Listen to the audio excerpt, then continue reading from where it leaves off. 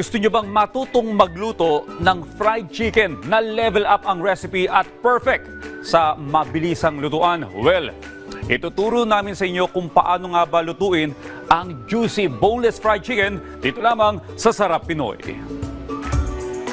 Sa bawat kainan, may mga putahe na hindi mawawala sa ating mga listahan.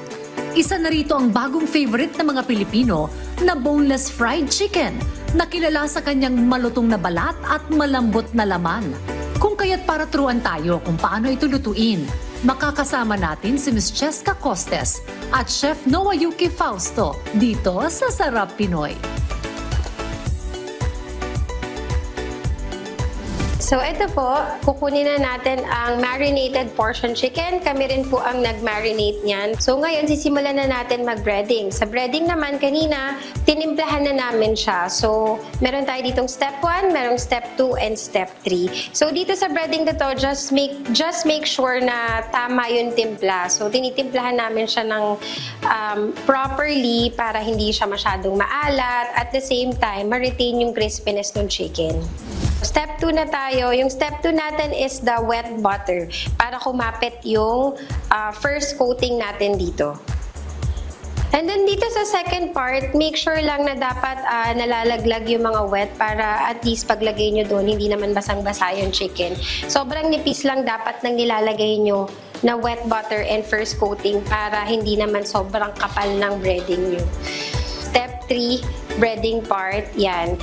So kapag nagbe-breading po kayo, make sure na tinatanggal nyo yung excess part ng chicken para lumabas yung flakes at saka hindi ganun talaga kakapal yung breading nyo. So dapat po makikita nyo yung flakes and dapat ipagpag nyo ng mabuti para even yung portion ng breading natin.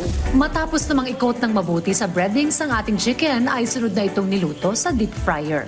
Just make sure na lulutuin natin siya ng 6 minutes para juicy pa rin siya. Kasi kapag mas matagal sa 6 minutes, mawawala na yung juiciness ng chicken natin.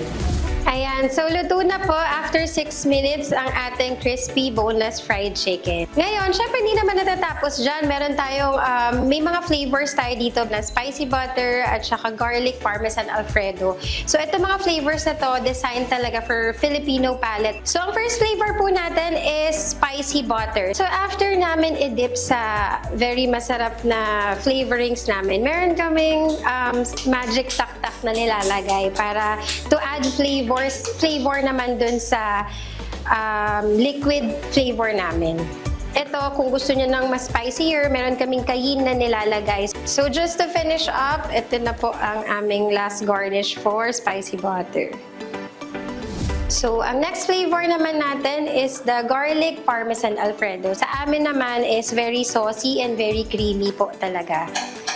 Lalagyan naman natin siya ng garnish, which is the fried garlic. Ayan. And then, the parmesan naman din, dinadagdagan pa namin yung parmesan. Our last part is, of course, the greens, yung parsley, para mabuhay din yung itsura ng chicken natin. Ito na ang ating crispy boneless fried chicken. So we have here the spicy butter and the garlic parmesan alfredo.